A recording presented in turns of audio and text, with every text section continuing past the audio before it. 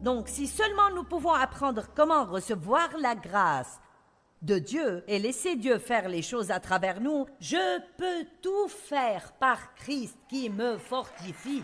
Ce n'est pas juste un petit verset que nous citons, mais vous le pouvez vraiment. Quoi que Dieu veuille que vous fassiez, vous êtes capable de le faire par la grâce de Dieu. Vous dites, ben alors, pourquoi je suis si frustrée? Nous allons y arriver. Vous savez, j'ai une lampe ici. Eh bien,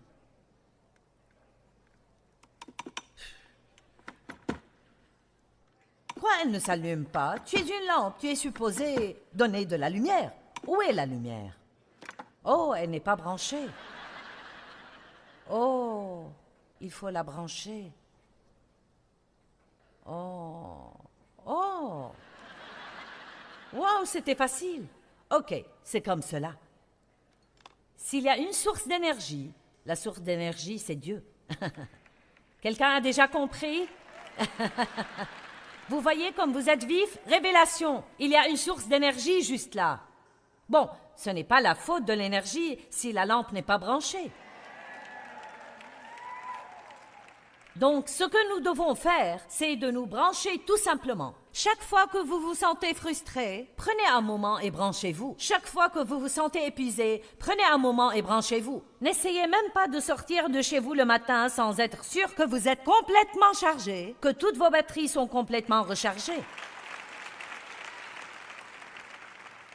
Ok, voici un autre exemple.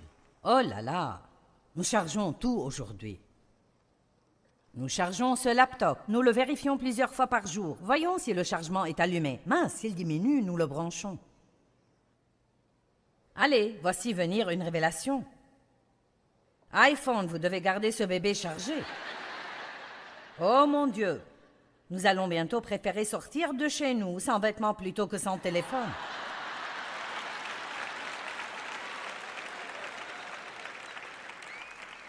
Les gens ne feraient pas demi-tour à 2 blocs de chez eux pour aller chercher leur Bible.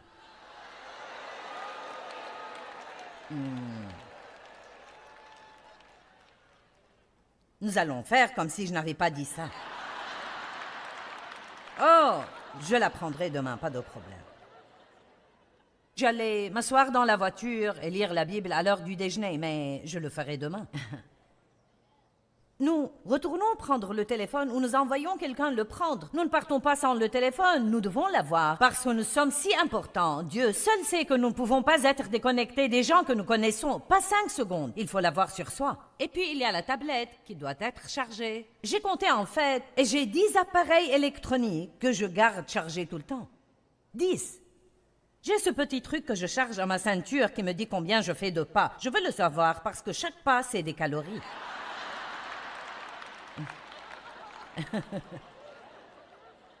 Et puis j'ai cette machine qui m'aide à lisser mon visage. Et il doit être rechargé afin de pouvoir lisser.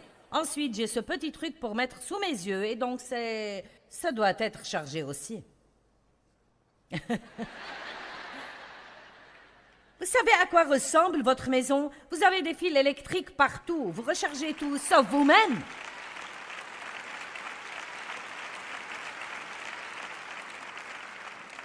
Ben, je suis frustrée. Je ne sais pas pourquoi je suis si frustrée. Je suis si fatiguée et malade de ça. Et je suis tellement frustrée. Et Dieu, je ne peux plus supporter cela. Certains sont venus à cette conférence en disant « Dieu, si tu ne me montres pas quelque chose... »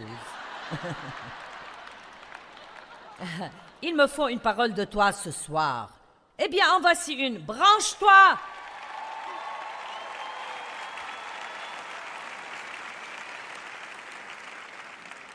Est-ce que quelqu'un a remarqué que Jésus filait à peu près tout le temps? Non, mais il était au beau milieu d'un ministère. Il y avait des milliers de gens et tout d'un coup, il partait.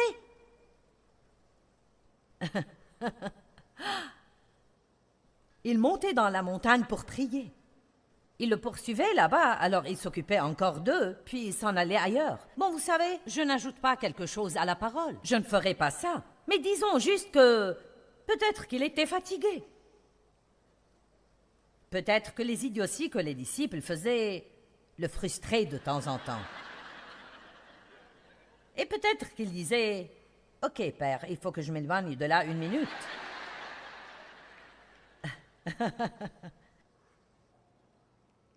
Certains penseraient « Oh mon Dieu, quand j'ai appris à m'éloigner avant que j'en arrive à exploser et que je disais « Ok, mes batteries sont presque vides, je dois aller me recharger et ça ne prend pas beaucoup de temps. » Vous pouvez vous enfermer dans les toilettes et recharger en 2 minutes.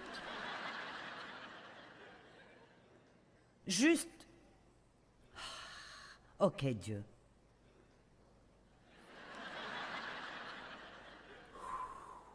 Nous voulons vivre par l'esprit, donc soyons assez intelligents pour réaliser quand nous tournons à vide et qu'il faut aller quelque part et revenir. Quelqu'un peut vous dire « Où vas-tu? Je sors et je vais revenir. » Ça commence une bonne conversation. « Oh, où vas-tu? » Je dis « Je sors et je reviens. Je reviens dans un moment et quand je reviens, je vais être ici et tu m'aimeras mieux. » Quand j'ai commencé à apprendre ça et à passer du temps avec Dieu chaque matin, écoutez-moi, il est hors question que je sorte de ma maison sans passer du temps avec Dieu. Je ne le fais pas. Croyez-moi, je n'ai pas assez de batterie, je n'ai pas ce qu'il faut. Si Dieu ne m'aide pas, je suis foutu. Je suis foutu. Nous devons avoir Dieu. Frustration égale œuvre de la chair. J'avais un aimant sur mon réfrigérateur qui disait « Frustration égale œuvre de la chair ». Car chaque fois que nous sommes frustrés, c'est que nous travaillons par la chair pour essayer de produire quelque chose que seul Dieu peut faire arriver et nous ne le ferons pas arriver jusqu'à ce que nous cessions de travailler par la chair et allons à lui et disons « Dieu, j'ai besoin de ta grâce pour faire arriver cela dans ma vie ». Extraordinaire. Grâce extraordinaire. Est-ce que nous pensons honnêtement que Dieu va nous sauver et nous laisser frustrer le reste du temps? Je peux me rappeler quand la parole de Dieu me frustrait. Honnêtement, j'allais à l'église et entendais un message, dit ouvertement ou implicitement. Que dites-vous de ça? Soumets-toi à ton mari. C'était un bon message pour moi, parce que je ne savais même pas comment épeler, se soumettre, encore moins le faire. J'ai été abusée par des hommes et voilà ce qu'était mon attitude. Aucun homme ne me dira plus jamais ce que je dois faire aussi longtemps que je vivrai. J'ai quelques sœurs par là. Mais quand je suis tombée tellement amoureuse de Jésus que je voulais faire tout ce qu'il me disait de faire, peu importe combien ça ferait mal ou coûterait, alors j'ai commencé à penser, ok, je suis prête à être une épouse soumise. Quoi que ce soit, je vais tenter le coup. Et donc, j'ai fait ce plan. Et vous savez, quand nous avons un plan, nous sommes comme un ballon plein d'air chaud. Nous sommes, oh oui, loué soit le Seigneur, je vais rentrer chez moi et je vais être douce et je vais servir mon mari Dave. Et juste, vous savez, oui, vous savez, j'écoutais le message et je pensais, oh oui, je vais cuisiner son plat préféré. Quand il dit quelque chose que je n'aime pas, je vais dire, oui, chérie. Donc, j'avais mon plan. Ma chair était juste pleine d'elle-même. Bien. Vous avez fermé le ballon? Oh non, regardez, il s'en va. Ouh, ouh, ouh, ouh, ouh, ouh, ouh. Oh. Dieu, je suis si lassée, fatiguée de ça, j'essaye, et j'essaye, et j'essaye, et j'essaye. Et peu importe ce que je fais, Dieu, rien ne change jamais, rien ne change.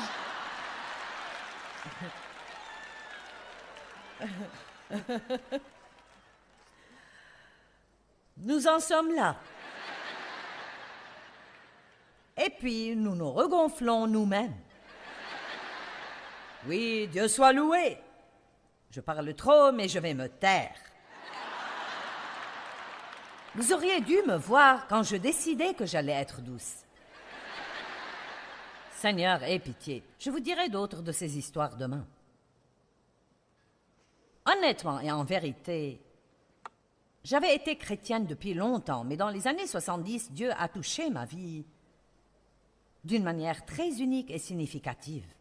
Et je me suis sentie plus profondément amoureuse de lui que jamais, et ça m'a fait vouloir faire ce qu'il voulait que je fasse, et j'ai eu vraiment faim de la parole. Mais honnêtement, jusqu'à ce que j'apprenne ce que je vous dis ce soir, plus j'étudiais, plus j'entendais de messages, plus ça me frustrait parce que j'essayais de les mettre en pratique. Êtes-vous allé à l'église en vous sentant mal et quitté l'église en vous sentant plus mal? Parce que vous êtes arrivé avec 3 problèmes, quand vous êtes sorti, vous en aviez 10.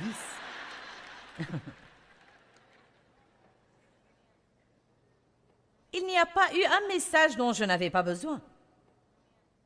Avant que je désire que Dieu me change, je pensais que Dave avait tous les problèmes. Je ne savais pas que c'était moi. Et puis j'ai découvert que c'était moi. Et j'ai commencé à changer. Je ne peux pas vous dire combien d'années j'ai perdu en œuvre de la chair, essayant de faire ce que seul Dieu pouvait faire, furieuse contre moi-même, croyant que Dieu était en colère contre moi. Puis j'ai fini par apprendre que de la même manière que j'étais sauvée, de la même manière, je devais avancer et vivre ma vie dans la grâce, par la foi, dans la grâce, par la foi. Je vais à Dieu. Dieu, je ne peux pas faire cela, je veux le faire. Je veux te plaire. J'ai besoin que tu le fasses en moi. Et puis, si je ne vois pas de résultat le jour suivant, je ne me sens pas découragée. Je dis, Dieu, je crois que tu travailles. Je crois que tu travailles. Avez-vous déjà prié pour quelqu'un et ils se sont mis à agir de manière encore pire après la prière? C'est vraiment un bon signe. Vous dites vraiment?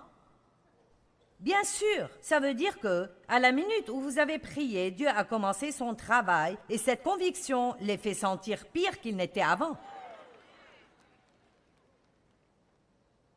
Quel commentaire idiot que de dire « J'ai fait tout ce que j'ai pu, je pense qu'il n'y a plus rien d'autre à faire que de prier. »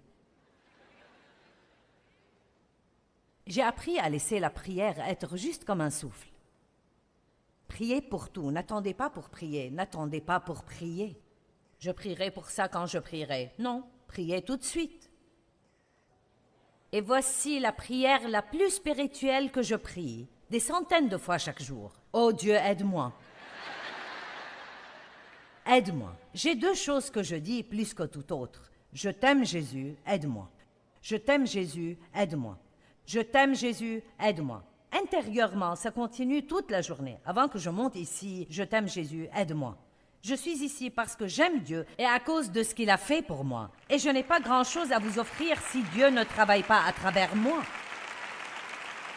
Et je suis si dépendante de lui que c'en est absolument effrayant.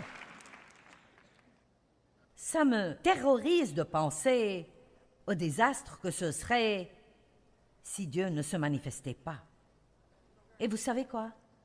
Il n'a jamais fait défaut jusqu'à maintenant. Il y a eu des réunions qui ont été meilleures que d'autres, mais je peux dire honnêtement, et je le dis en toute humilité, nous avons une bonne réunion partout où nous allons, et ce n'est pas grâce à moi, c'est grâce à Dieu. Et vous serez étonnés de ce que vous obtiendrez si vous vous appuyez sur lui, et vous vous pressez contre lui, et quand vous avez l'impression que vous vous déchargez, vous allez vous brancher. Vous ne devez pas laisser vos enfants et vos amis vous empêcher de vous brancher. Ne laissez pas le shopping vous en empêcher. Ne laissez rien vous empêcher de vous brancher. Vous devez toujours vous brancher, vous devez recharger cette batterie. Est-ce que quelqu'un m'entend?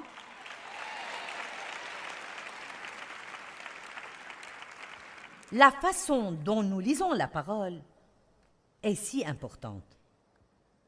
Ce livre est plein de promesses. Mais nous le lisons comme une loi. Quand je lis là-dedans, soyez bons, ce n'est pas une nouvelle loi qui fait que si je ne suis pas bonne, Dieu m'en veut.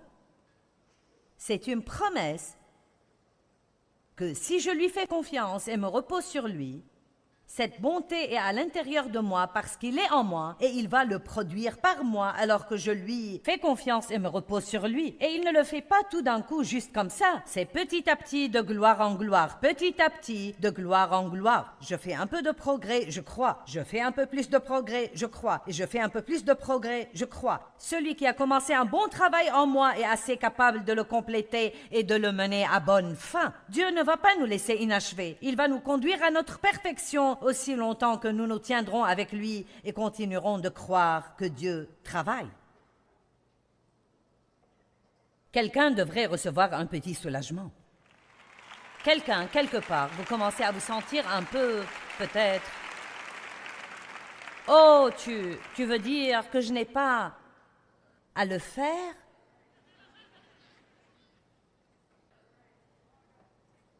Galates 3.10 dit qu'aussi longtemps que nous vivons sous la loi, ou aussi longtemps que nous essayons d'être justes avec Dieu par la loi, nous sommes condamnés à la déception.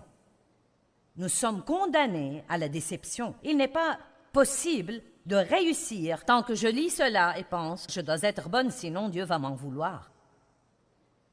Par la grâce, nous sommes sauvés par la foi. C'est un don de Dieu. Par la grâce, vous êtes patient par la foi. C'est un don de Dieu. Par la grâce, vous êtes bon par la foi. C'est un don de Dieu. Quelqu'un m'entend? Par la grâce, je prêche ce soir et je dis par la foi, je fais un bon travail. Mais c'est un don de Dieu. Amen. C'est un don de Dieu. Je ne peux pas chanter comme Israël parce qu'il le fait par le don de Dieu. Je ne peux pas aller évangéliser l'Afrique comme Reinhard parce qu'il le fait par le don de Dieu. Mais ils ne peuvent pas faire ce que je fais non plus. Arrêtez de regarder ce que tous les autres font et de vous comparer à eux et commencez à réaliser que vous pouvez faire quelque chose que personne d'autre ne peut faire. Vous pouvez faire quelque chose que personne d'autre ne peut faire.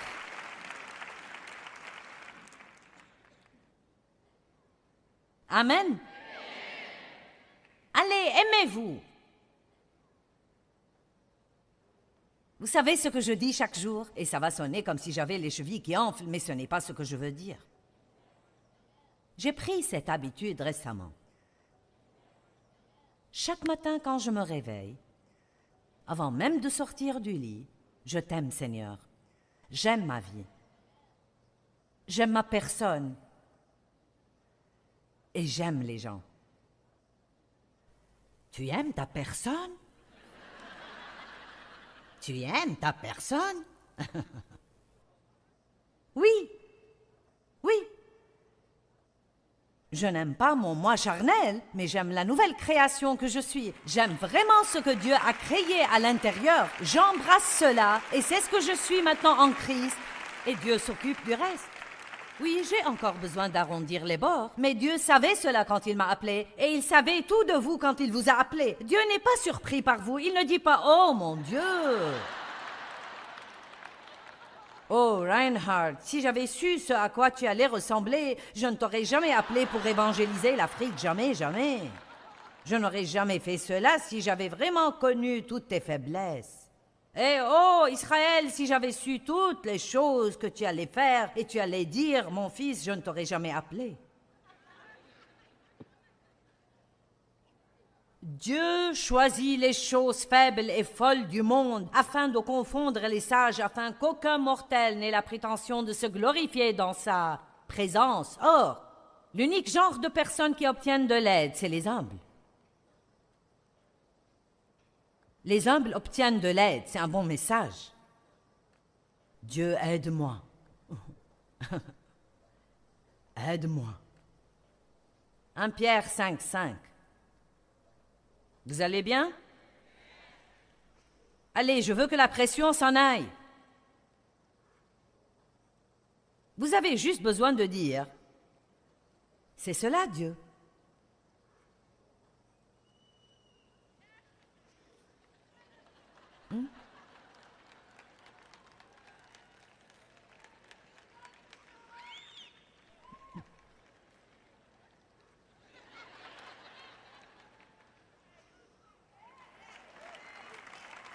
Tu es le bienvenu pour intervenir.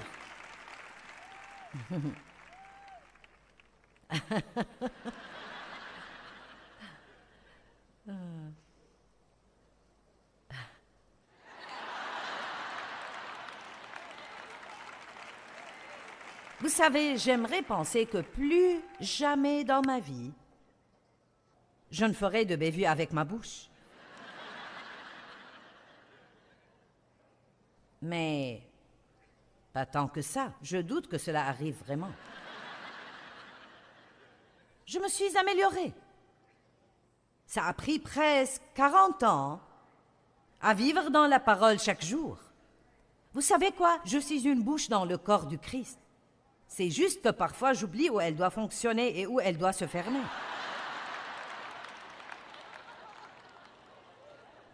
J'ai essayé si fort de me taire et d'être douce et gentille et...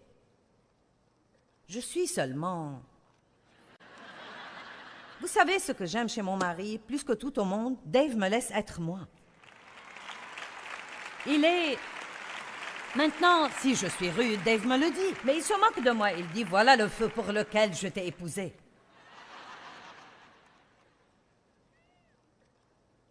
Et vous savez, Dieu nous prend.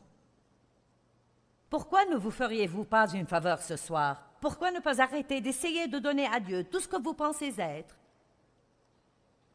et lui donner tout ce que vous n'êtes pas? Allez, je ne suis pas, je ne suis pas, je ne suis pas, je ne suis pas, je ne suis pas, et vous pouvez tout avoir. Nous lui donnons toujours quelque chose dont on pense qu'il sera où? Wow! Sa force est rendue parfaite dans notre faiblesse. Il choisit exprès les choses faibles et folles de ce monde pour confondre les sages. Dieu n'a pas besoin d'aptitude, mais de disponibilité. Vous dites, me voici, Seigneur, si tu peux faire quelque chose de moi, me voici. Vous seriez étonné de ce que Dieu fera. N'est-ce pas, Teresa? Cette fille ici, la première fois qu'elle m'a entendue, elle était en prison. Et maintenant, elle prêche l'Évangile partout. Amen! Amen! Lève-toi, Teresa, et fais leur signe pour qu'ils sachent qui tu es.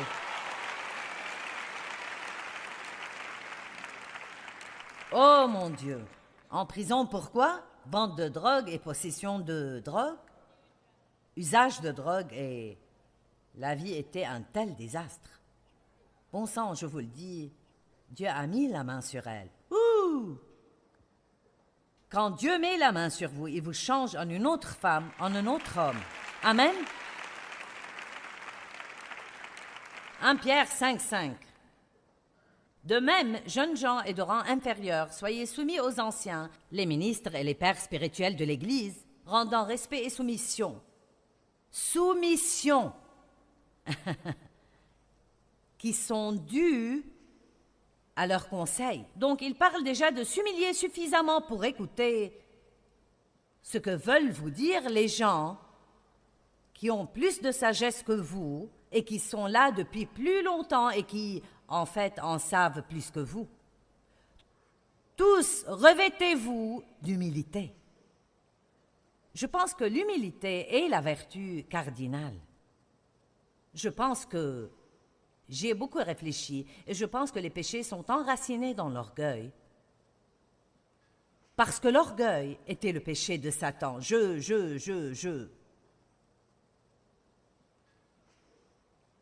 Tous revêtez-vous d'humilité comme la tenue d'un serviteur, afin que cette couverture ne puisse pas vous être retirée. Passons au plat de résistance. Affranchis de l'orgueil et de l'arrogance les uns avec les autres. Voilà la partie que vous devez saisir. Car Dieu résiste aux orgueilleux, aux insolents, aux autoritaires, aux dédaigneux, aux présomptueux, aux vantards, et il s'oppose à eux, les frustre et les vainc. Pourquoi est-ce que je suis frustrée? Pourquoi les circonstances me frustrent-elles? Est-ce que c'était Dave qui me frustrait? Est-ce mes enfants qui me frustraient? Non, il est dit que c'était Dieu qui me frustrait. Et vous dites, mais pourquoi Dieu ferait-il cela? Il essayait de m'enseigner que je ne pouvais pas avoir ce que je voulais si je ne m'humiliais pas moi-même et ne le laissais pas le faire. Comprenez ceci, allons.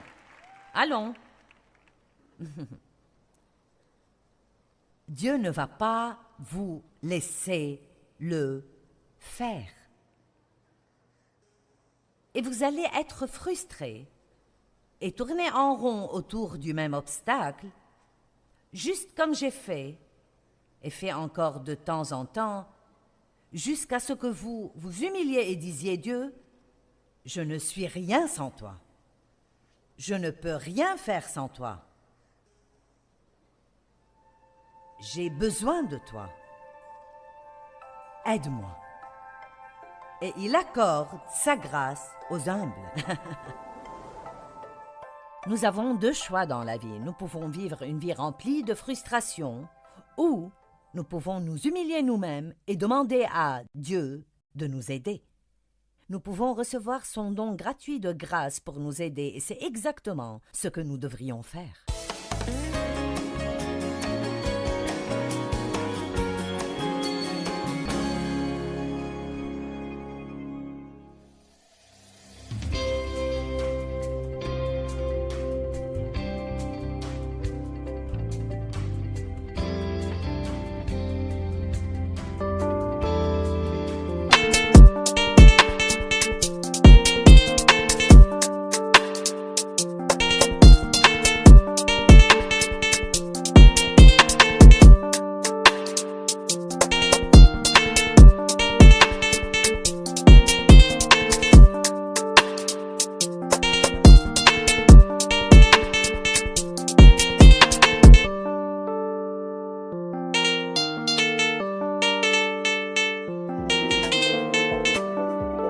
Est-ce que vous évitez d'affronter les autres tout le temps parce que vous avez peur d'être blessé, parce que vous avez peur de les blesser, ou peut-être même vous avez peur de les fâcher? Eh bien, aujourd'hui, vous devez apprendre des moyens sains de s'y prendre avec les défis des relations. Tout de suite à l'antenne.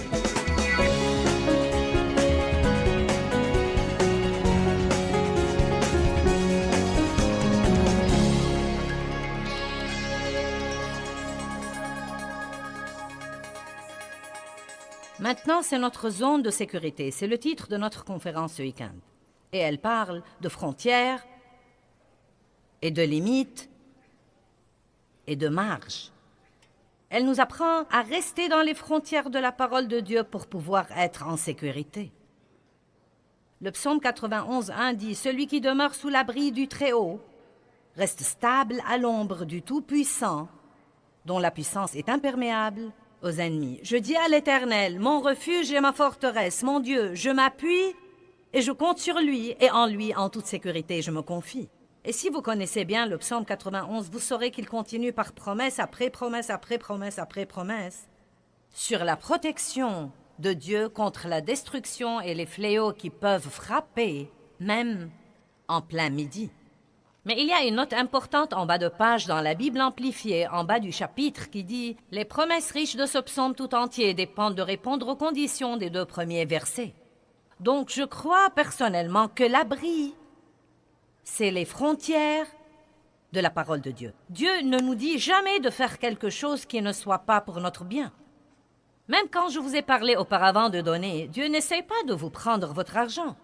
Si vous faites ce que la parole de Dieu vous dit de faire concernant les finances, qui n'est pas donner le tout, mais donner une partie, épargner une partie et dépenser une partie, Dieu veut que vous jouissiez de ce que vous avez. Mais il ne veut pas que vous dépensiez tous les sous qui vous tombent sous la main, puis utilisez toutes les cartes de crédit qui vous tombent sous la main, car ce qui arrive, c'est que vous vivez en dehors de vos frontières, parce que votre frontière, c'est ce que vous avez. Quand vous commencez à dépenser ce que vous n'avez pas, vous vivez en dehors de vos frontières et vous vous retrouverez dans un gâchis, dans ce piège-ci, dans ce piège-là, dans ce piège-ci et dans d'autres pièges. Et donc il y a toutes sortes de frontières dans la parole de Dieu. Elles ne sont pas là pour nous rendre malheureux et pour nous mettre en prison. Ce sont des choses que Dieu nous encourage à respecter. Celle-ci a une porte. Je peux sortir si je veux et aller faire ce qui me plaît. Dieu me donne le libre arbitre. Je peux faire tout ce qui me plaît. Mais si je choisis, dites choisis, si je choisis de mon plein gré de rester à l'intérieur des frontières de la parole de Dieu, j'aurai alors une vie si merveilleuse. Et j'ai vécu assez longtemps pour expérimenter tout ça. Et je pourrais vous épargner beaucoup de douleur et d'angoisse, et beaucoup de temps si vous voulez croire ce que je vous dis aujourd'hui.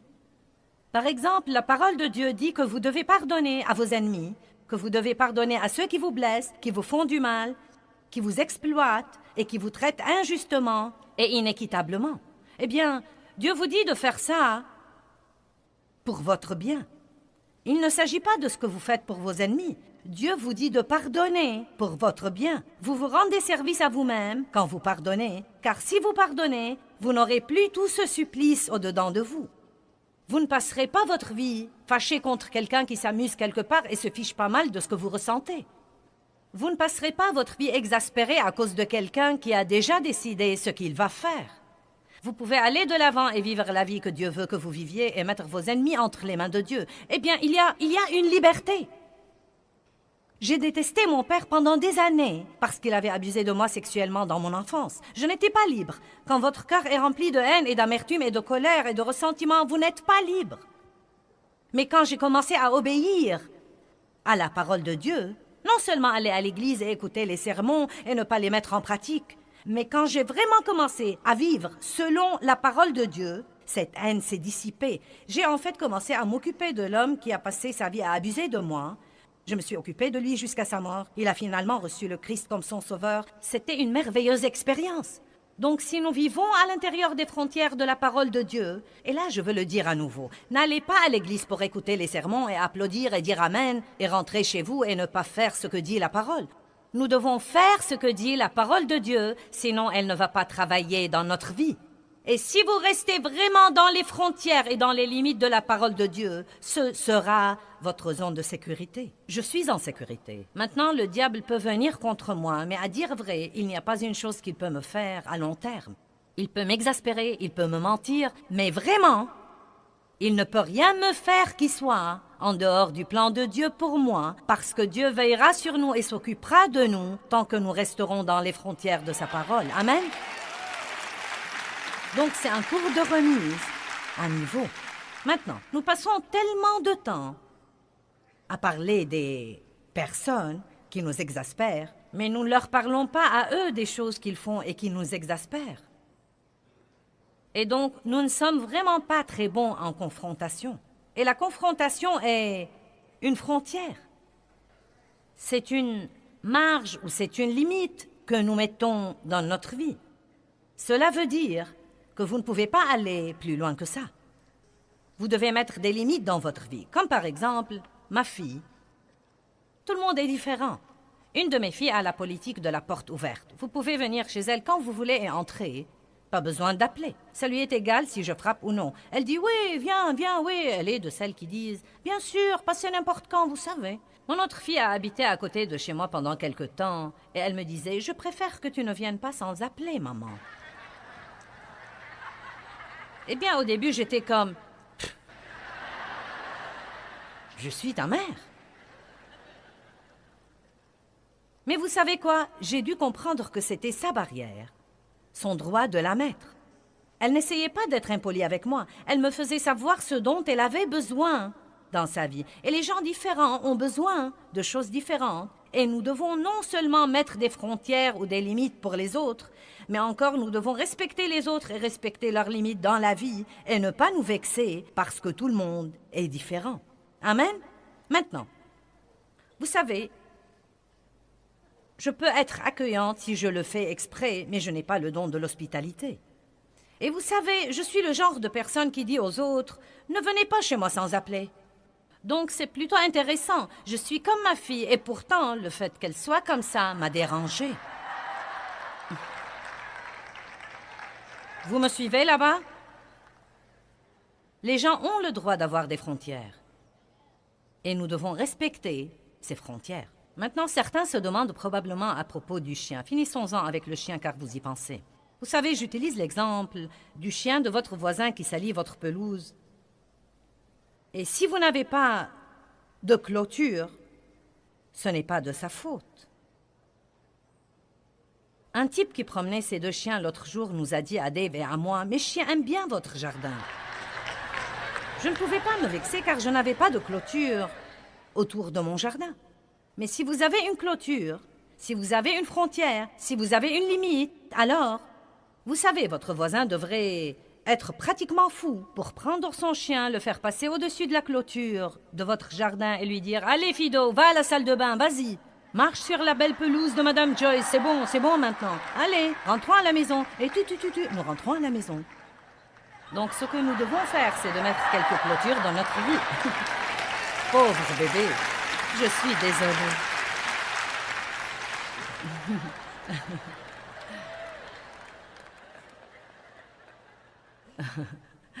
Nous devons donc mettre des clôtures dans notre vie et arrêter de laisser tout le monde nous marcher sur les pieds puis nous fâcher contre eux parce qu'ils le font. Quelqu'un peut dire Amen ce matin? Êtes-vous plein de ressentiment parce que vous sentez que quelqu'un vous exploite maintenant ou vous a exploité? Eh bien, le ressentiment est vraiment une mauvaise chose. Et il est parfois un peu difficile à détecter.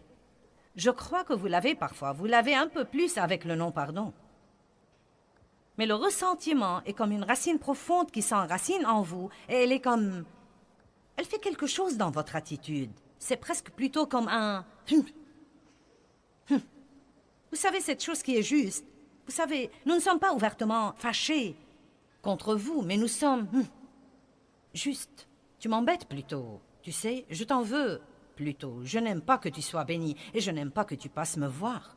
Et je n'aime pas ton allure. Vous savez, juste...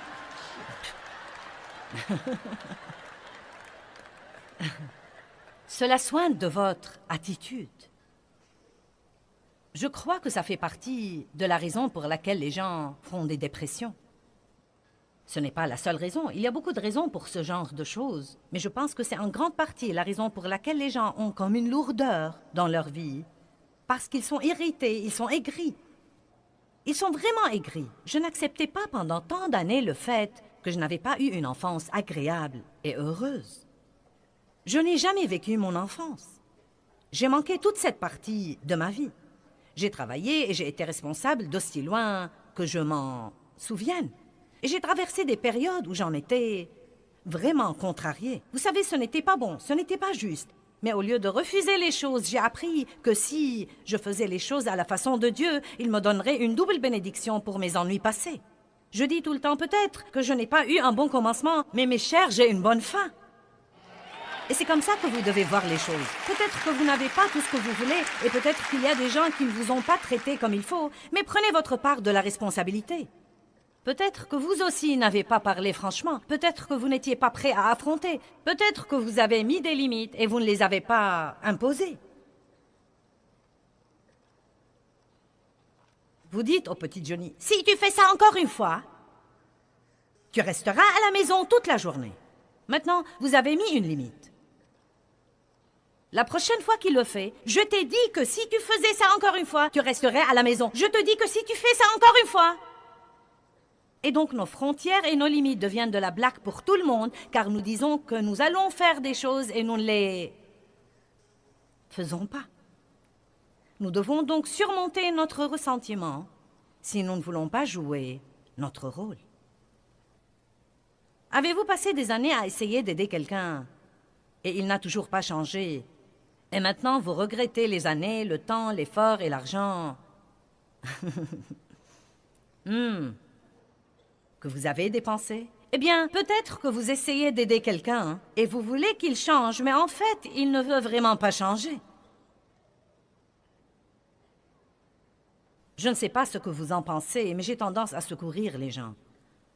Je peux vraiment me mettre à secourir les gens. J'ai plutôt un genre de complexe d'héros, je crois. Je ne sais pas, mais j'aime vraiment secourir les gens. J'ai appris des leçons à mes dépens dans ma vie et j'ai appris des leçons que la Bible appelle la prévenance sage dans les 3, 4 ou même dans les 5 dernières années.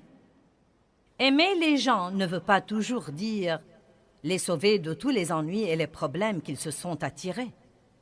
Et nous n'aidons personne si nous détruisons notre vie en essayant d'aider quelqu'un qui n'est pas prêt à assumer sa responsabilité et à jouer son rôle. Et je vais vous raconter une des choses qui m'ont libérée sur ce plan. J'ai commencé à comprendre que Jésus n'allait pas de lieu en lieu pour amener les gens à le laisser les aider. Il aidait toutes les personnes qui venaient à lui. les personnes qui venaient à lui. Et il a même dit à l'homme qui était couché au bord de la piscine de Bethesda, qui était estropié et couché là depuis 38 ans, il lui a dit, « Est-ce que tu songes sérieusement à guérir? Est-ce que tu songes sérieusement à guérir? » Et vous savez, vous lisez ça au départ dans chapitre 5 et vous pensez, quel genre de compassion est celle-là? L'homme est handicapé et couché là depuis 38 ans et tu lui dis, la conversation initiale, est-ce que tu veux vraiment être guéri? Et vous savez, l'homme a dit quelque chose que nous devons tous comprendre. Il a dit, eh bien, monsieur,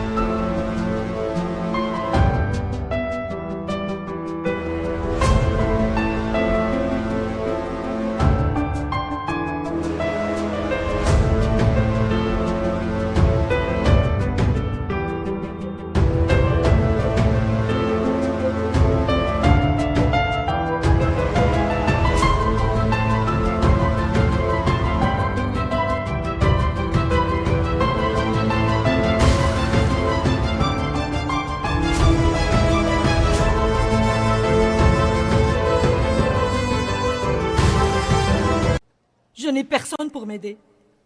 Et chaque fois que j'essaye de me jeter dans la piscine, un autre descend avant moi. Donc une grande partie de son problème était qu'il était estropié dans ses jambes et estropié dans son âme. Il était estropié dans sa détermination. Et tout ce qu'il faisait était de se coucher là et de s'apitoyer sur son sort et d'attendre que quelqu'un d'autre vienne l'aider. Mais il n'était pas prêt à jouer son rôle. Et peut-être certaines des personnes que vous avez essayé d'aider sont comme ce type.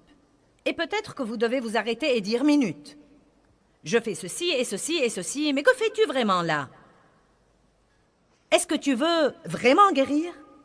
Nous avions une situation dans notre famille et elle est réapparue dernièrement et nous devions essayer de nous en occuper de nouveau. Elle était dans notre famille étendue.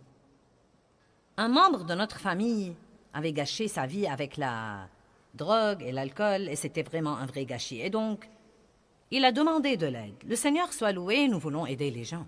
Donc, nous avons passé 4 ans, temps, argent, effort, prière, médecin, conseil, non mais tout ce qu'on peut imaginer. Et les choses se sont beaucoup améliorées. Mais cela m'épuisait pratiquement. Et donc, j'ai commencé à sentir que je devais maintenant, vous savez, reculer un petit peu et le laisser se remettre sur pied tout seul. Vous savez, être toujours là, mais vous ne pouvez pas être éternellement là pour quelqu'un. Et dès qu'il a été tout seul, il a recommencé. C'est ce qu'il a fait. Ça aurait pu être très décourageant pour moi de penser « J'ai perdu 4 ans et j'ai dépensé tout cet argent et tout ce temps et tout cet effort. » Mais je n'ai pas regardé la chose comme ça car je crois que les gens méritent une chance. Et j'ai senti que nous lui avons donné une chance de se rétablir, que Dieu nous a utilisés pour lui donner une chance. Et je crois que des graines ont été semées et j'ai continué à prier. Eh bien, les années ont passé et il a continué dans le même gâchis et c'est même devenu pire. Et donc, de temps en temps, nous recevons, vous savez, des appels ou ceci ou cela. J'ai besoin d'argent, j'ai besoin de ceci, de cela. Et je lui dis, je ne vais pas faire ça. Je ne vais vraiment pas faire ça. Tu ne vas pas m'exploiter. Regardez-moi chacun de vous. Dieu ne vous a pas appelé à laisser les gens vous exploiter. Ce n'est pas ça l'amour. L'amour, ce n'est pas laisser les gens vous exploiter et profiter de vous. L'amour, c'est être mené par l'esprit pour savoir qui aider et comment les aider et combien les aider et que faire pour eux ou ne pas faire pour eux. Et je crois parfois que comme chrétiens, nous sommes vraiment déboussolés sur ce plan, car nous croyons que si nous ne donnons pas toute notre vie à quelqu'un dont la vie est gâchée, c'est que nous ne l'aimons pas et c'est que nous ne nous sacrifions vraiment pas. Et nous sommes censés nous sacrifier pour aider les autres. Nous devons nous sacrifier pour les autres. Mais Dieu ne nous demande pas d'être. Il ne nous demande pas de laisser quelqu'un d'autre ruiner notre vie alors qu'il ne veut même pas vraiment changer ou être aidé. Quelqu'un peut dire amen à ça? Donc là, nous avons reçu une lettre et des appels téléphoniques, et ceci s'est produit 2 ou 3 fois au cours des années dernières. Eh bien, tu sais, je m'occupe de lui maintenant, et c'est un parent à toi, et je sens que tu dois faire ceci et faire cela. Et comment peux-tu te faire appeler ministre si tu ne fais pas ça? Et comment est-ce que tu peux dire que tu es leader dans le corps de Christ si tu ne fais pas ça? Mais vous savez quoi? La Bible nous dit que nous ne devons absolument pas nous détourner ou nous écarter de notre but principal dans la vie. Et laissez-moi vous dire quelque chose. Le diable essaiera de retourner la parole de Dieu contre vous et d'utiliser la parole même contre vous pour vous détourner de votre but.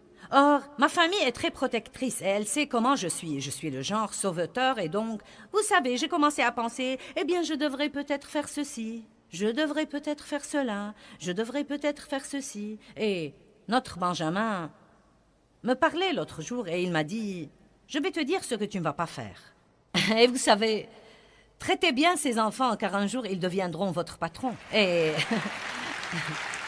il est maintenant le directeur général de tout notre ministère aux États-Unis et donc, de temps en temps, il entre là et dit à sa maman ce qu'elle devrait faire. Et il le fait parce qu'il m'aime et qu'il veut me protéger. Et Dave fait la même chose. Vous savez, Dave me dit ce que je ne devrais pas faire et ce que je devrais faire.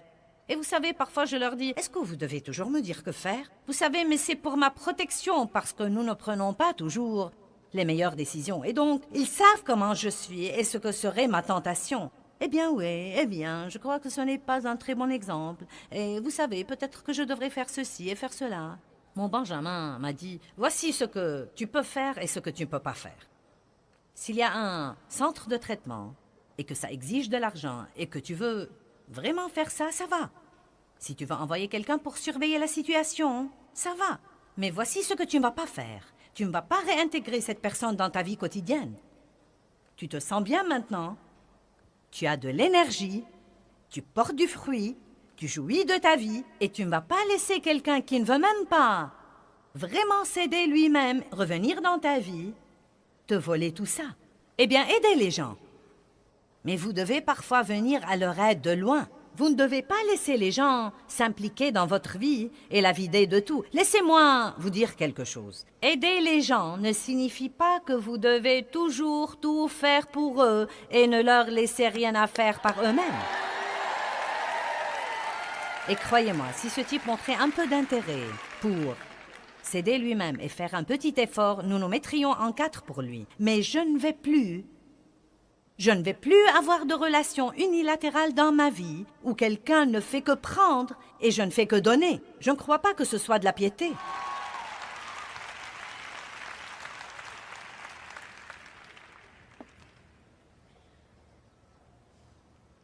Parfois, nous aidons les gens tellement que nous créons en eux des attentes que nous ne pouvons pas par la suite maintenir. Vous commencez peut-être trop vite et vous faites trop de choses pour quelqu'un. La Bible dit que vous devez être prudent quand vous commencez une relation. Elle dit, si vous choyez votre serviteur, au début de la relation, il s'attendra sûrement à ce même traitement jusqu'à la fin de sa vie. Et donc, j'ai tendance parfois, je l'avais dans le passé, j'ai appris à mes dépens au cours des dernières années que si quelqu'un a vraiment été maltraité ou qu'il a vraiment été blessé, mince alors, je voulais intervenir et tout faire pour lui. Vous savez, l'aider à guérir les blessures et le bénir doublement, triplement et vraiment, vous savez, lui faciliter la vie. Mais la vérité, c'est que vous ne pouvez le faire que pour un temps. Et ensuite, ce qui arrive, si vous faites vraiment trop pour quelqu'un, puis tout à coup, vous devez faire un changement. Il sera dévasté et furieux contre vous. Et vous ne comprendrez pas pourquoi il est furieux, car vous sentez que vous êtes allé trop loin en essayant de l'aider. Et tout ce que vous voulez qu'il fasse, c'est de prendre lui-même un peu de responsabilité. Ce que nous devons faire, c'est faire un peu de choses pour les gens et leur donner une responsabilité. S'ils assument cette responsabilité, vous pouvez passer au niveau suivant. S'ils assument l'autre responsabilité, vous passez au niveau suivant. Mais si vous faites tout pour quelqu'un et qu'il ne fait rien, vous devez à ce moment-là peut-être reculer et prier un peu plus et découvrir ce que vous dit... Ce que Dieu vous dit si vous les aidez vraiment ou si vous êtes déboussolé sur la manière dont vous êtes censé vous comporter comme chrétien. Regardons Luc 10, verset 27. Il y a en ce moment beaucoup de gens qui aimeraient vous exploiter si vous n'avez pas de frontières dans votre vie. Le bon samaritain, nous voulons tirer de cette histoire quelque chose de différent de ce que nous tirons normalement. Ce jeune homme a dit à partir du verset 27. Il avait posé une question à Jésus sur ce qu'il devrait.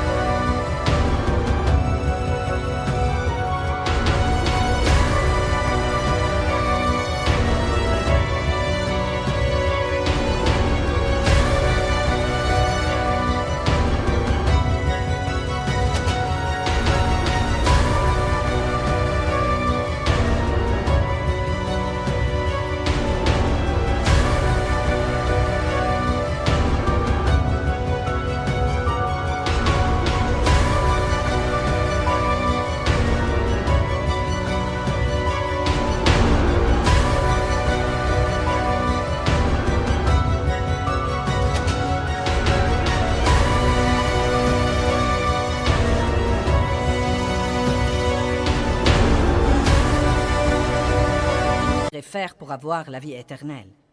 Ils ont eu une conversation et il a dit « Oui, je fais tout ça. » Et Jésus a dit « Tu aimeras le Seigneur, ton Dieu, de tout ton cœur, âme, pensée et force et ton prochain comme toi-même. » Ensuite, ce type est entré dans ce genre de conversation religieuse. « Et qui est mon prochain? » Et c'est plutôt intéressant pour moi. Il ne voulait pas aider quelqu'un, donc il essayait de s'esquiver. Et donc, Jésus commence à lui dire ceci pour lui donner un exemple. Et à partir du verset 30, Jésus lui a dit « Un homme descendait de Jérusalem à Jéricho. Il tomba au milieu des brigands qui le dépouillèrent de ses habits et de ses affaires, le chargèrent de coups et s'en allèrent, insouciants, le laissant à demi-mort. Il s'est trouvé qu'un sacrificateur descendait par là et il passa outre. Un Lévite arriva aussi et passa outre. » Verset 33. « Mais un Samaritain arrive. Il vint à l'homme, et le voyant fut ému de pitié et de compassion. » Verset 34. « Il s'approcha et banda ses plaies. En y versant de l'huile et du vin, le mit sur sa monture, le conduisit à une hôtellerie ait pris soin de lui pendant, je crois, une nuit.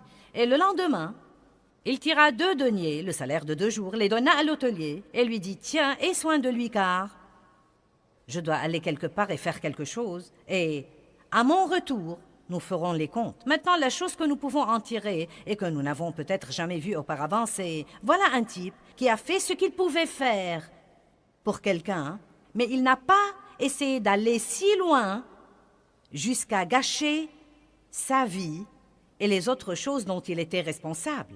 En d'autres termes, il a dit, vous savez, non mais il aurait pu sentir, eh bien je dois oublier tous mes plans et rester ici avec lui. Mais il n'a pas fait ça, il a dit, je dois aller m'occuper de mes affaires. Voici ce que je peux faire. J'ai de l'argent, je peux t'aider avec ça, mais je ne peux pas rester ici. J'ai beaucoup d'autres choses dont je dois m'occuper. Et je crois que beaucoup de fois, tout le monde devrait faire quelque chose. J'ai dit que tout le monde devrait faire quelque chose. Je crois que chaque fois que vous tombez sur quelqu'un qui souffre, il y a quelque chose que vous pouvez faire. Et notre grand problème est que soit nous ne faisons rien, soit nous essayons de tout faire. Ce que nous devrions faire, c'est de savoir quel est mon rôle là-dedans, parce que nous sommes encore de croyants. Et Dieu élèvera quelqu'un pour faire quelque chose et quelqu'un d'autre pour faire autre chose et quelqu'un d'autre pour faire autre chose. Mais vous ne devez pas culpabiliser si vous sentez que vous ne pouvez pas faire le tout vous-même. Eh bien, les frontières sont vraiment la façon de Dieu de nous protéger si nous les comprenons et si nous les observons. Et je veux vous enseigner tout ce que je peux vous enseigner sur les frontières et sur la vie dans ce que j'appelle la zone de sécurité de la vie.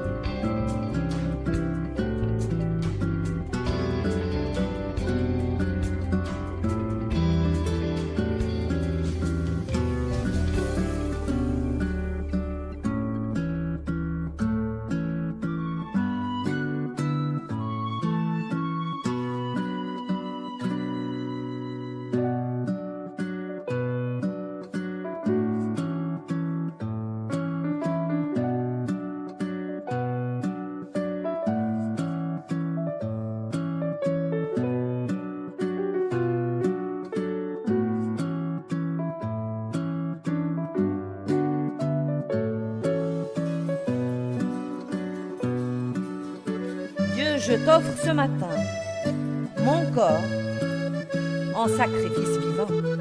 Toutes mes facultés, tous mes sens, je te les offre, Dieu. Je te demande de parler par ma bouche aujourd'hui, voir par mes yeux. Dieu parle à travers moi. Touche avec mes mains, marche avec mes pieds. Ressens avec mes émotions, pense par ma pensée. Me voici, Dieu. Travaille à travers moi.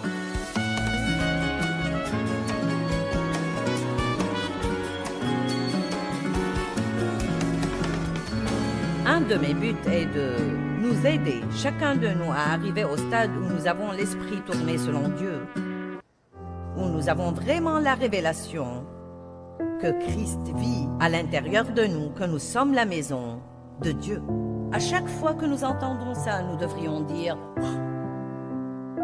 Je suis la maison de Dieu. » Colossiens 1,27 dit « La glorieuse richesse de ce mystère, c'est Christ en nous, l'espérance de la gloire. » Je crois que Jésus est venu vivre en nous parce que nous n'avons aucune chance d'espérer vivre la vie qu'il veut que nous vivions si sa présence n'est pas en nous en permanence pour nous fortifier, nous enseigner, nous donner la sagesse, nous donner la force de faire ce qu'il nous demande de faire. Quoi que Dieu vous demande de faire, vous pouvez le faire.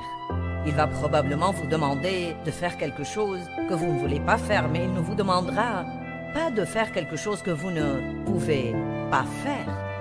Donc nous avons besoin de croire. Je peux faire tout ce qu'il faut que je fasse par Christ qui me fortifie. Tout le monde dit « Je suis la maison de Dieu ». Regardons 2 passages de l'Écriture. 1 Jean 3, 24. Et je suggère que vous notiez ces passages. Lisez-les à la maison chaque jour, méditez-les jusqu'à ce que vous ayez vraiment la révélation que vous êtes la maison de Dieu. Ceux qui gardent les commandements de Dieu, qui obéissent à ses ordres et suivent ses plans, vivent continuellement, restent et demeurent en lui et Dieu vit en eux, ils laissent Christ devenir une maison pour eux et ils sont la maison de Christ. Ils sont une maison pour Dieu et il est une maison pour eux. 1 Corinthiens 6, 19. Ne savez-vous pas que votre corps est le temple, le véritable sanctuaire du Saint-Esprit qui vit, où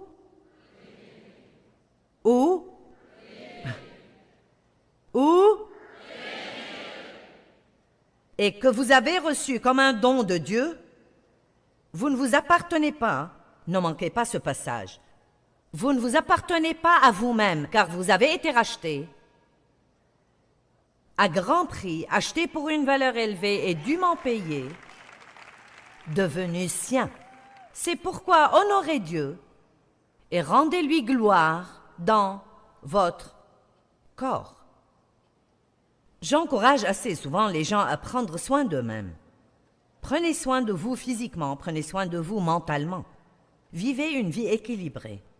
Je pense qu'il est important qu'en tant que maison de Dieu, nous paraissions au mieux que nous pouvons, ayons la meilleure santé que nous pouvons avoir, ayons un sourire sur notre visage, au lieu d'avoir tout le temps une attitude de déprimé. Il arrive que vous n'arriviez pas à ne pas vous sentir mal, mais il y a des choses que nous pouvons faire et il faut faire ce que nous pouvons pour honorer Dieu dans nos corps. Pourquoi est-ce important pour moi au point que j'y passe 4 enseignements entiers ici à Atlanta et les diffuse à la télévision tout autour du monde? Pourquoi est-ce si important pour moi de vous faire méditer et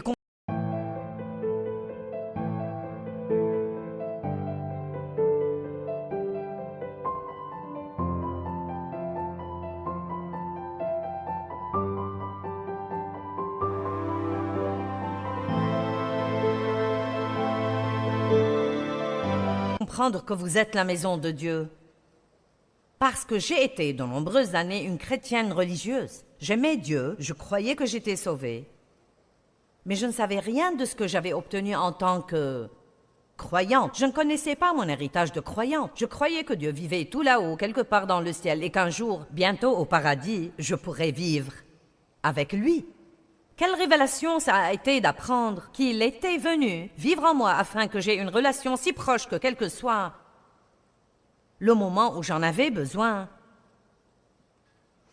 il était là pour m'aider. Ça, c'est pour moi plutôt énorme. Je veux dire que quelqu'un soit désireux, en particulier quelqu'un comme Dieu, soit désireux pour ma vie tout entière, non mais chaque seconde de chaque moment de ma vie entière, désireux d'être aussi proche de moi, pour venir à mon aide.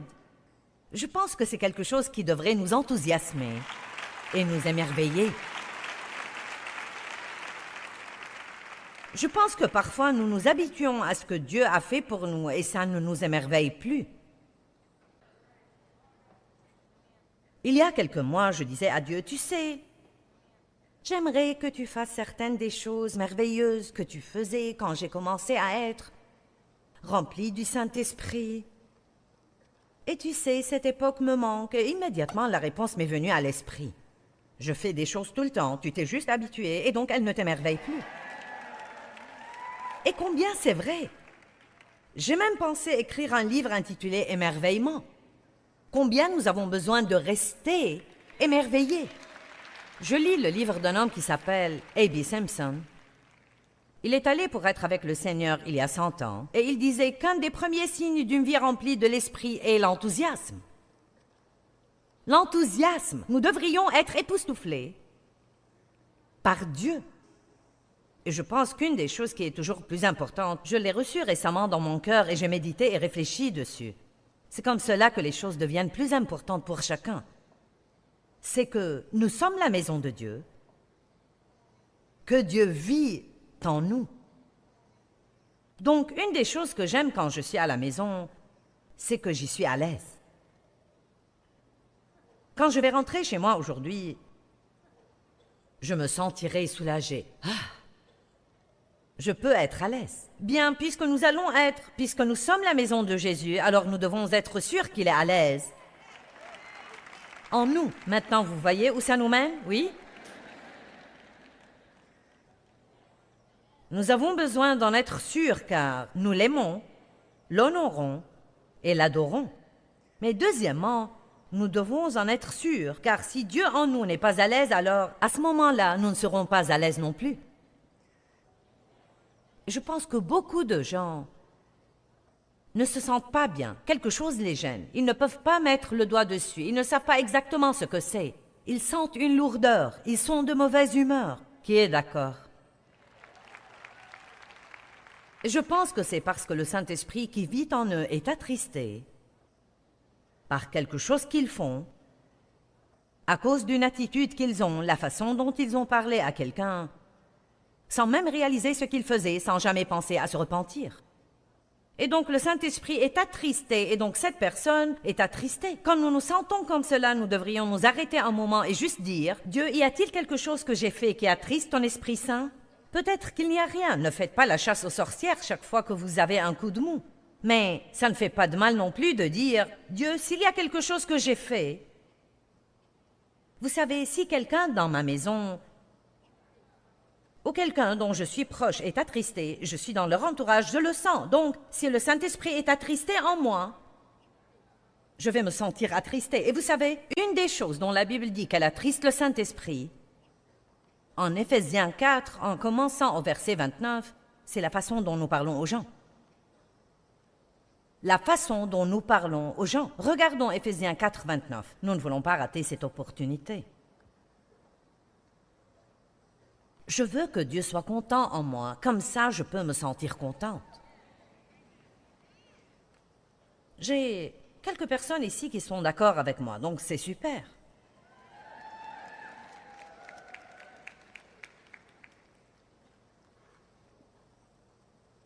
J'ai beaucoup étudié ces passages en Éphésiens parce que, je vous le dis, je ne veux pas attrister le Saint-Esprit. Verset 29. Qu'aucun langage souillé ou dégradant, ni aucune parole mauvaise, ni conversation indigne ou malsaine ne sortent jamais de votre bouche, mais seulement des paroles qui font du bien, propres à l'édification des autres, selon leurs besoins, et qui puissent être une bénédiction et transmettre la grâce, la faveur de Dieu à ceux qui vous entendent. Verset suivant 30.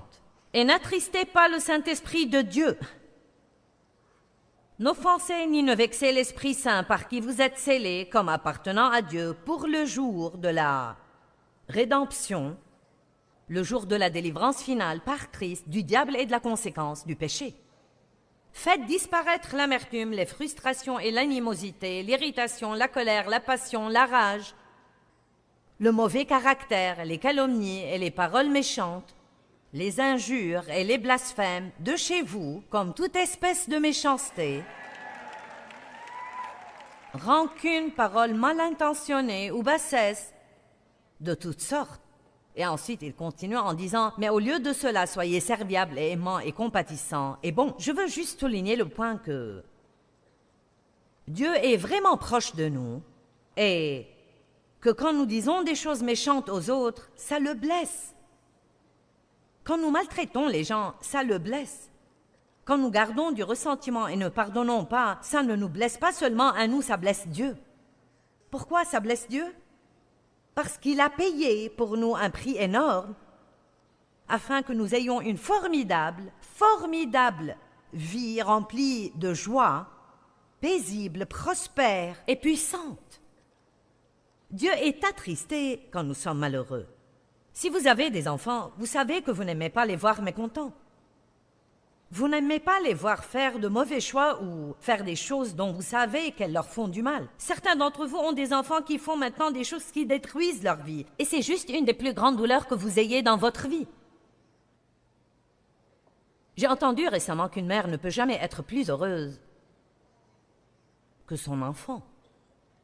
Nous n'aimons pas que nos enfants ne soient pas heureux. Et Dieu n'aime pas ça non plus. J'espère et je prie que Dieu m'utilise aujourd'hui pour amener cette relation avec Dieu à un niveau plus personnel et intime. Il vit en nous et nous pouvons mettre un sourire sur sa face et peut-être même une larme dans ses yeux. Je veux que Dieu soit à l'aise en moi. Jésus réside dans notre maison. Et pourtant, nous respectons plus certains invités qui me font que passer, que nous respections Dieu qui vit et demeure en nous. Une fois, j'étais en train de faire une crise de colère contre mes enfants. Et vous savez, si nous sommes honnêtes, quand nous sommes jeunes mères et que nous avons beaucoup de responsabilités et que nous ne sommes pas encore matures en Dieu et que nous sommes encore pleines de problèmes du passé, nous sommes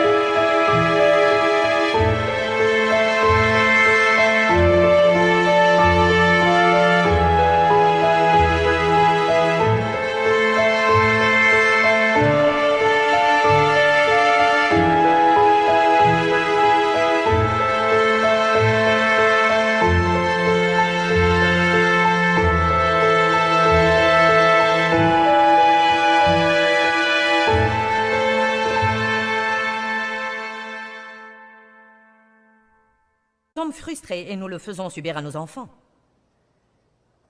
Je ne parle pas de les maltraiter ou de les battre, je parle juste de vous êtes frustrés et chaque petite chose qu'ils font vous fait sortir de vos gonds.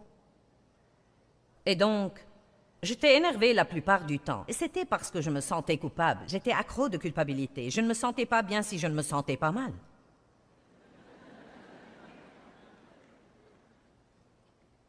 Et donc, je disais à mes enfants d'aller jouer, puis je leur disais « Rangez ces jouets, rangez ce désordre ». Je croyais que jouer voulait dire se tenir comme ça dans un coin et dire « Oui maman, oui maman, oui maman ».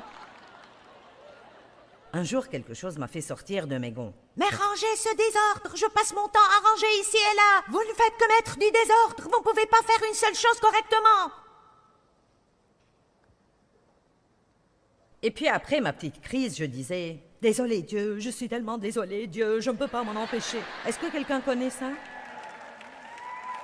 Et j'étais désolée et je pensais vraiment que je ne pouvais pas m'en empêcher. Nous pouvons nous empêcher de faire beaucoup de choses. Mais nous pensons que nous ne le pouvons pas. Et c'est une sorte de chaîne dans notre vie qui entrave notre capacité à résister. Nous croyons que nous n'y pouvons rien, alors nous ne faisons rien contre cela. Et Dieu a juste mis cette image dans ma tête. Et il a dit, tu n'es pas obligé d'agir ainsi. Si ton pasteur se tenait à la porte au milieu de ta crise, tu la surmonterais.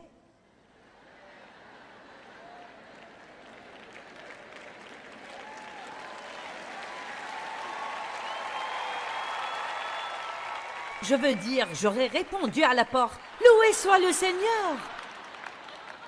Gloire à Dieu, je suis très contente de te voir. Les enfants, oh oui, les petits chéris, ils sont en train de jouer.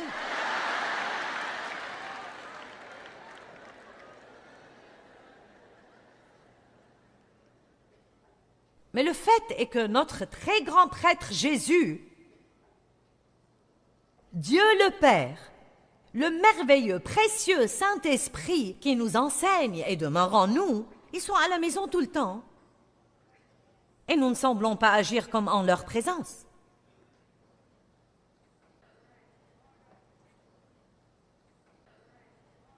Dieu, je prie que tu mettes une double portion d'onction sur ce message et que les gens les comprennent, que je le comprenne, que nous le comprenions tous, que les gens qui regardent la télé le comprennent.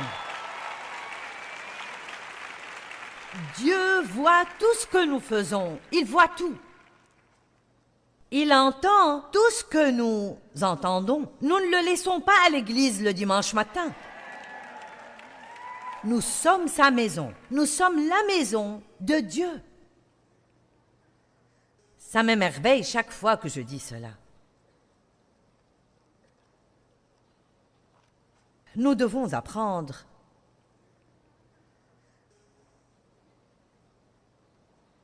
que Dieu est tout. Tout est au sujet de Dieu. Tout a commencé en lui. Tout est maintenu en lui. Tout finit en lui. Et il doit être le centre de votre vie et le numéro 1 dans la moindre chose que nous faisons. Regardons Romains 12, 1. Je vais vous montrer un passage de l'Écriture que vous devriez proclamer pour vous-même régulièrement.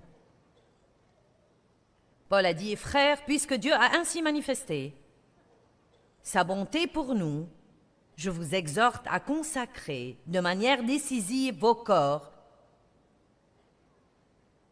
représentant vos membres et toutes vos facultés, comme un sacrifice vivant et saint, voué à consacrer et agréable à Dieu. C'est là la louange et le service raisonnable, rationnel et intelligent que vous lui devez. Au lieu de se lever le matin et donner à Dieu la liste des 25 choses que vous avez à faire ce jour-là, jusqu'au sourire,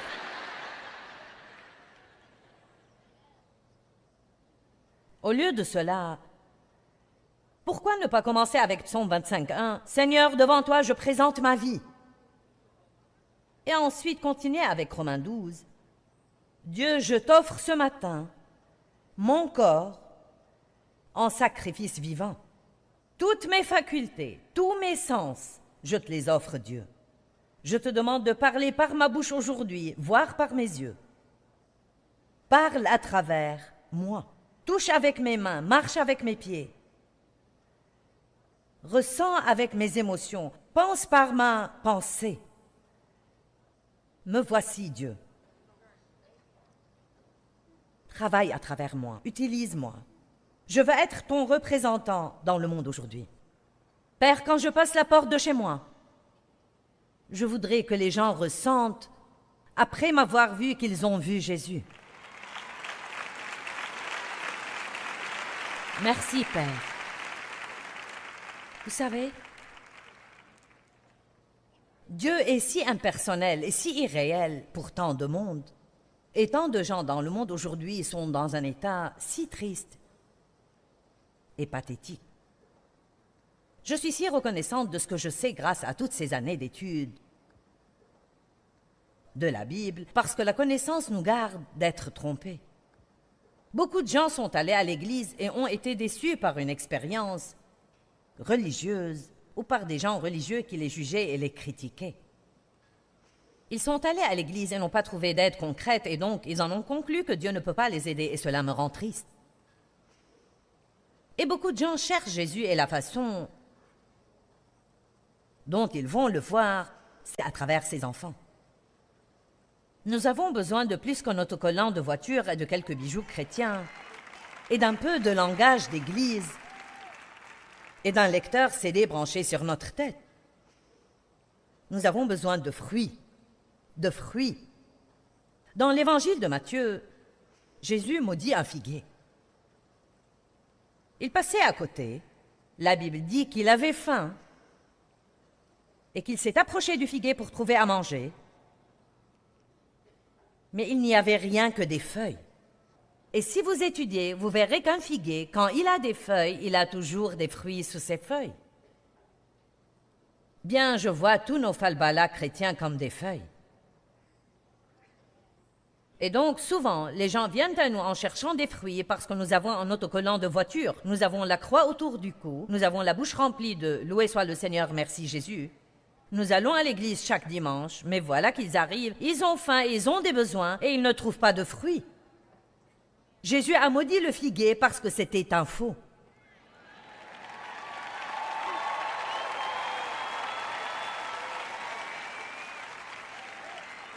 Je ne veux pas être en toc.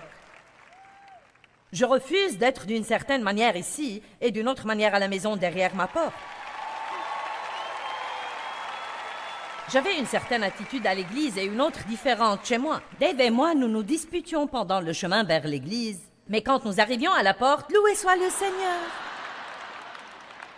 Répugnant. Je peux me revoir regardant les paroles sur l'écran, les mains levées et articulant la chanson « Je te soumets tout », en étant en colère contre Dave et en pensant, alors que je chantais, s'il croit que je vais lui cuisiner quelque chose à manger aujourd'hui, il va voir.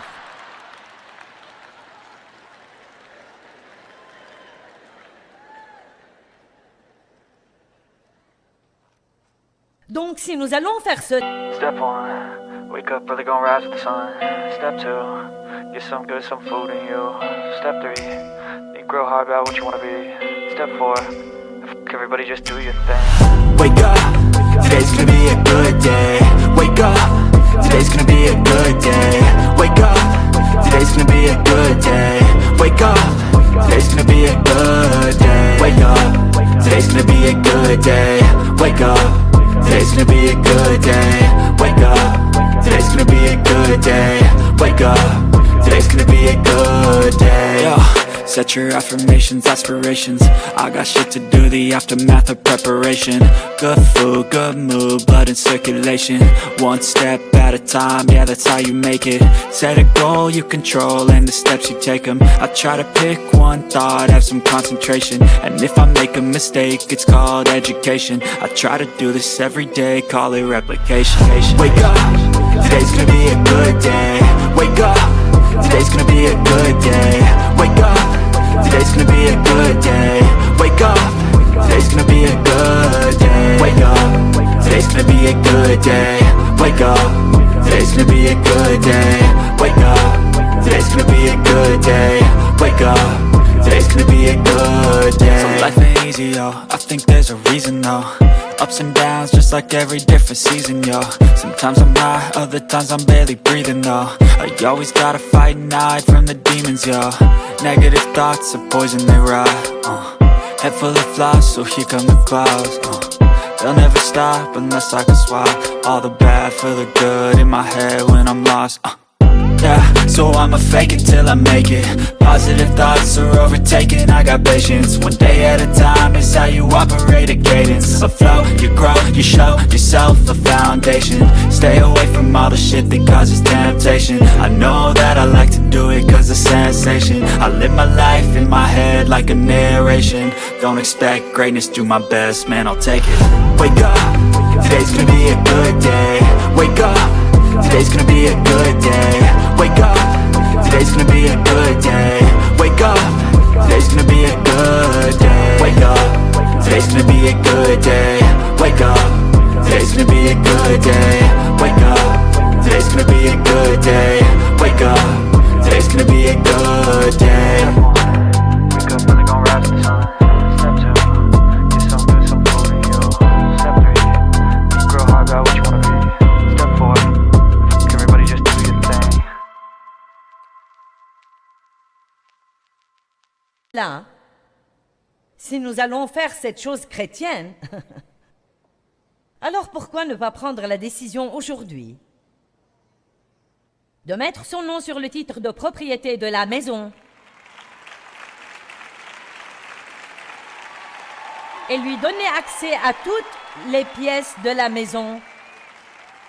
Laissez-le à l'extérieur de pièces religieuses, spirituelles, vos pièces chrétiennes, et donnez-lui le contrôle du lieu entier. Nous avons vendu une voiture il y a 2 semaines. Et nous avons pris l'acte de propriété. Un de nos enfants est allé le chercher et nous avons dû signer l'acte de cession au nom du nouveau propriétaire. Vous voyez, certains de vous ont eu le nouveau propriétaire, mais n'ont pas encore signé l'acte. Et ça ne me dérangeait pas si vous rentriez chez vous et preniez la peine de vous asseoir, agissiez comme un petit enfant, dessiniez un contrat, un petit acte de propriété de votre vie, et le signiez en disant « Dieu, me voici. Tu me prends et tu fais avec moi ce que tu veux. Me voici, je suis complètement à toi, plus de religieux, de contrefaçon. »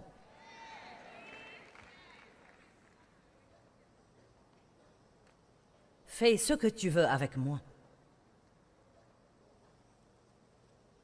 Nous devons être sûrs que nous gardons Dieu au premier plan dans nos vies. Le temple ou le sanctuaire, chez les païens, est un lieu de dévotion qui contient des idoles. Chez le peuple de Dieu, c'est sa maison où demeure sa présence. Nous sommes le sanctuaire de Dieu. Est-ce qu'un chrétien peut aussi adorer des idoles? Oui. Vous dites, attends, je ne ferai pas ça. Absolument n'importe quoi peut devenir une idole. Je dois vous dire qu'il y a eu un temps dans ma vie où ce ministère est devenu vraiment une idole pour moi. Quand j'ignorais de fait la sagesse de Dieu pour faire des choses dont je pensais qu'elles allaient aider mon ministère. Et je suis reconnaissante de ce que j'ai appris et que je peux dire maintenant non à ce à quoi Dieu dit non, et oui à ce à quoi il dit oui, sans faire attention à ce que les gens vont penser ou dire. Mais ça n'a pas toujours été comme cela. Exactement comme n'importe qui débute, j'avais beaucoup de Dieu en moi, mais aussi beaucoup d'ambition humaine. J'avais été maltraitée dans mon enfance, je ne me sentais pas bien avec moi-même. Je tirais ma valeur de ce que j'accomplissais, et donc je voulais être la plus grande, la meilleure et le masque de tout. Mais pour les mauvaises raisons. Je ne savais pas que ma motivation n'était pas juste du tout. Une des raisons pour lesquelles le Saint-Esprit vit en nous est de constamment nous purifier et nous enseigner. Merci Dieu de ce que nous continuons d'apprendre et de ce qu'il nous enseigne. Notre travail peut devenir une idole. L'argent peut devenir une idole. Posséder des choses peut devenir une idole. Une personne que vous aimez peut devenir une idole. Vous dites, que veux-tu dire par là? Vous allez vous prosterner devant eux et faire ce qu'ils veulent avant de vous prosterner devant Dieu et faire ce qu'il veut. 1 Corinthiens chapitre 6 verset 19 dit que nous sommes le temple de Dieu, ce qui veut dire que nous sommes le foyer ou la maison de Dieu. Il vit en nous et nous devons décider d'être constamment conscients de lui, tout le temps.